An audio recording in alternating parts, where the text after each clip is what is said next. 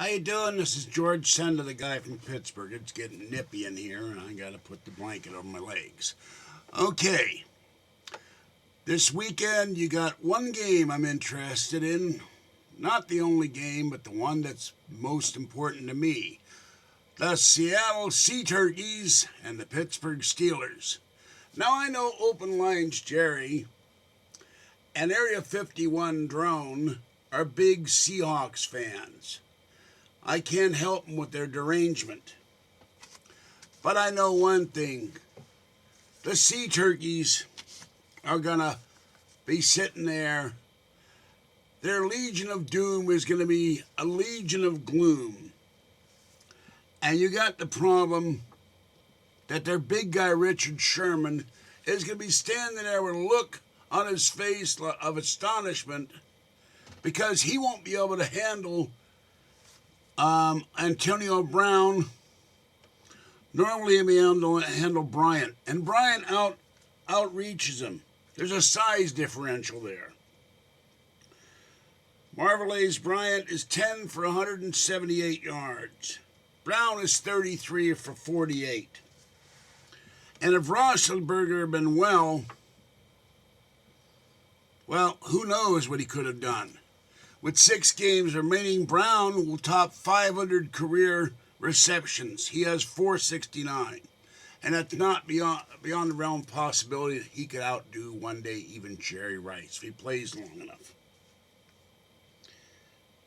And he's only had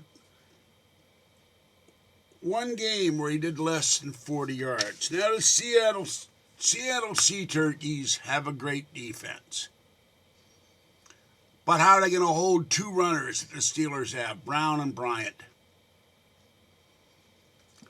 And if you have a healthy Roethlisberger, there may be some interceptions. That's inevitable. But I think that trash-talking Sherman versus the quiet Antonio Brown, Brown will make Sherman and the Sea Turkeys eat crow. And by the way, if you're betting on the Super Bowl for next year, an indication to me of who thinks there's a better team. The Steelers are 12-1 right now to win the Super Bowl, go all the way. The Sea Turkeys are 18-1. So like I did when the Steelers were in the Super Bowl with that bum Neil O'Donnell against Dallas. Neil O'Donnell couldn't have a barn with a bag of rice, to steal a phrase from Frank Sinatra. I had 10-1 odds at the beginning of the season.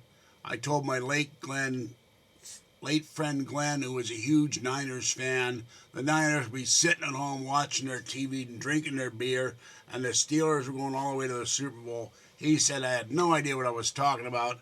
Well, I went up to Reno. I went to Harrah's. I put $10 down on the Steelers, or maybe it was 20. I can't remember. I think it was 20. At 10-1 odds, got a free T-shirt, and you know what? The Steelers went all the way, but they lost to the Dallas Cowgirls. I know my football. I used to bet on football in the 70s, and I'd be sweating it out from Friday night to Monday because you didn't have the internet back then. You have Winning Points, you had the Gold Sheet. Winning Points is still around. They've been around since the 70s. You'd go down to the newsstand, you'd buy your Winning Points, your Gold Sheet. You'd pour all the information, college and pro, because I'd have college games bet too. And then you'd parlay them. And there was one night I had $2,000 on Monday night, sweating if the Monday night game was going to win, starting from a few bucks on Saturday or Sunday. And I'd bet it through a friend of mine who had a bookie, because I couldn't go to Reno all the time. And I'd go to the track with Glenn, and we'd make money on the track too. But I know my football. But the people on Belgrade criticism me. I didn't understand the pluses and the minuses. I haven't bet on football since that Super Bowl with Neil O'Donnell. Physically done a bet. And when I pick my who's going to win, I don't care about the points. I look at the schedule, I look at the odds, I look at the standings, so I didn't do last week, and I say who I think is the better team. and who is more likely to win. I always don't succeed. There's some upsets. I expected the Vikings to beat the Packers. They didn't. It disappointed the hell out of Justin. But I fully expect the Pittsburgh Steelers to turn Seattle, their stadium, and their fans that Drone's sick of. He's tired of Seahawks mania. Well, instead of the Legion of Doom, it's going to be the Legion of Gloom for the Seattle Sea Turkeys. All right. Richard Sherman, he gets tweeted this video. You know where I'm at. I'm sure you can find me. And if I'm wrong, I'll apologize. But I don't think so. Because you guys have been playing lousy this year. What are you, 5-6? 6-4? I don't know. Whereas the Steelers are hungrier. They want to go to the playoffs. You guys were in the Super Bowl 2 years in a row. And you ain't doing it this year. So go Steelers! And you'll have sea turkey on your table for Christmas.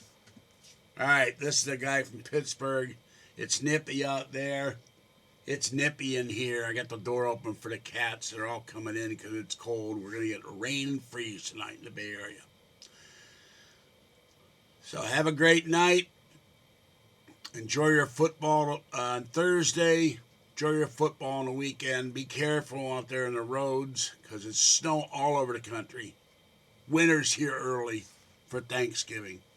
And I'll catch you next time. I'll do my Thursday night pick tomorrow. Because I need to go get some coffee and attend to some housework. Which I do know how to do, bellgabbers. I just hate doing it. My physical limitations notwithstanding. I'd much rather have someone else come in here and I'd direct them, hey, this is what I need done. You go over here, you go over here, you go over here, and do the housework. And I could do other things like research football picks or decide what I'm going to talk about in my videos.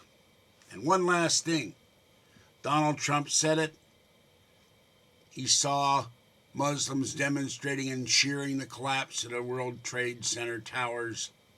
Other people saw it at the same time, but all those videos and those stories, except for one station that Mark Stein talks about in his column on his website, that's all been taken down because it's not politically correct to hear about Muslims cheering the destruction of an American icon and the killing of 3,000 Americans in that dreadful day. And even more Americans because a lot of first responders have died of cancer and emphysema and lung disease, and including a major singer. Donna Summer died from that stuff. All that concrete and dust got in their lungs. It took 12 years or 13 years to kill her. And most Muslims in this country are law-abiding, decent people. They're no different than me or anybody else. They get up, they go to work, they go home, they take care of their family. And those who don't work go to the mosque and pray. They're retired. They honor their God. And they would never think of killing another human being because it's not their way. You have a certain percentage of malcontents and just plain jerks, and I want to use the A word, but I can't, who hate everybody, not just Muslims. They hate other Muslims, they hate Christians, they hate non-Christians, and they just want to kill. Send them to Allah. Send them to paradise. Put a bullet to their brain and end their misery. All right, I got off subject there, but Trump is right, and the people call him a hater and all this other stuff are dead wrong. He saw it, and the other guy backed down. Every time a Republican, every time a Republican gets criticized for saying something, he backs down.